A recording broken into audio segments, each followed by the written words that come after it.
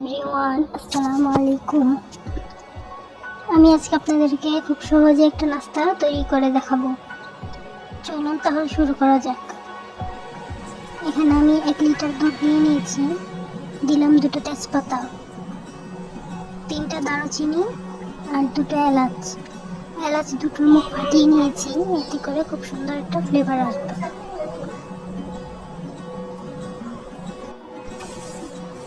এখন দিয়ে দিলাম 1 চামচ গুঁড়া দুধ। গুঁড়া দুধটা অবশ্যই ব্যবহার করবেন। ভালো করে মিশিয়ে নিব। দুধ জাল হতে থাক, অপর পাশে আমি ডিমের মিশ্রণটি তৈরি করে নিই। তো আমি এখানে 4টা ডিম দিয়ে দিয়েছি। 1 লিটার দুধের জন্য 4টা ডিম ব্যবহার করেছি। আপনারা যদি আধা লিটার দুধ দেন 2টা ডিম দিবেন। সামান্য লবণ দিলাম।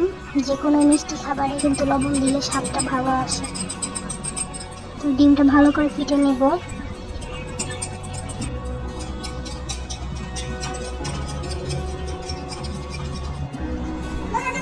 তো এই পর্যায়ে আমি 1 চামচ কনডেন্স মিল্ক দিয়ে দিব। এটা অপশনাল।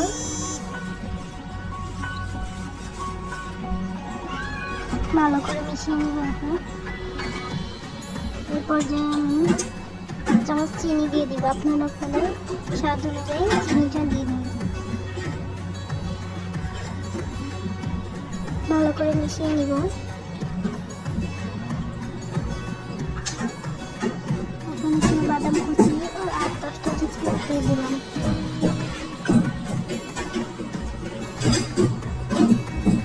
আবার একটু মিশিয়ে নিব।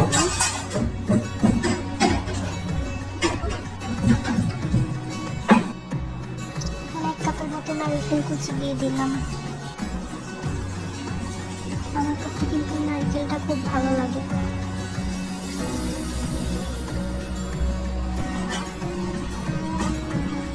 এখন ডিমের মিশ্রণটি দিয়ে দেব।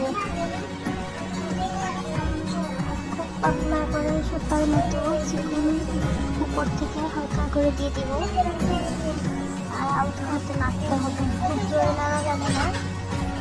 দেখতেই পাচ্ছেন উপরে দিচ্ছি আর একটু করে নেড়ে নেব। করে সুতার মতো চিকন করে ঘুরিয়ে ঘুরিয়ে দিয়ে দিব আর থাকিয়ে নেড়ে নেব। একবারে পুরোটা দিয়ে দেওয়া যাবে না, অল্প করে দিতে হবে।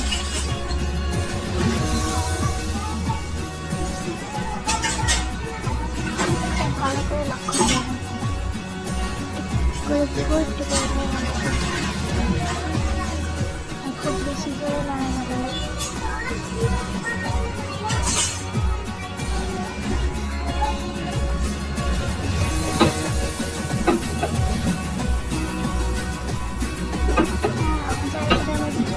অবশ্যই লাইক কমেন্ট শেয়ার করুন।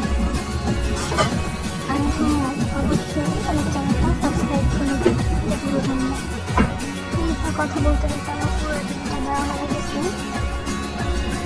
এখন এই পর্যায়ে 1 চামচ ঘি দিয়ে দিলাম। এটা অবশ্যই ব্যবহার করবেন। ঘি দিলে খুব সুন্দর একটা ফ্লেভার আসবে।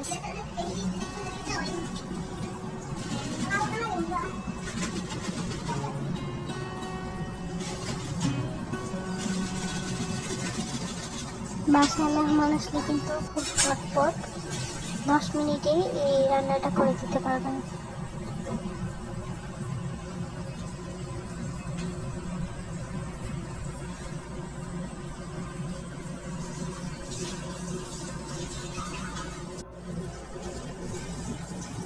এই পর্যায়ে আমার রান্নাটা শেষ হয়ে গেছে, এখন নামিয়ে নিব।